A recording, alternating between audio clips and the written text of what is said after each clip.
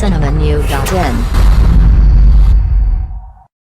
சதுரங்க வேட்டை படத்தின் வெற்றியை தொடர்ந்து இப்போது சதுரங்க வேட்டையின் இரண்டாம் பாகத்தை தயாரித்து வருகிறார் நடிகர் மனோபாலா. இந்த படத்தில் அரவிந்த் சாமி எதிர்மறையான வேடத்தில் நடிக்க அவருடன் த்ரிஷா, நாசர், பிரகாஷ்ராஜ் உள்பட பலர் நடிக்கின்றனர். புத்திசாலித்தனமாக மற்றவர்களை ஏமாற்றி வாழ்கிற ஹைடெக் திருடர்களின் கதையான இந்த படத்தை நிர்மல்குமார் இயக்குகிறார்.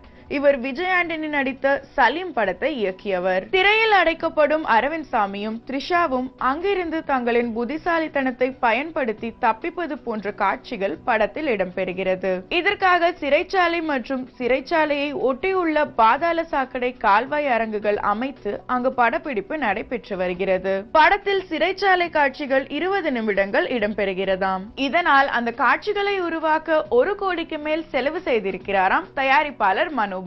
மேலும் சினிமா செய்திகளை தொடர்பு கொள்ள லைக் மற்றும் சப்ஸ்கிரைப் செய்யவும்.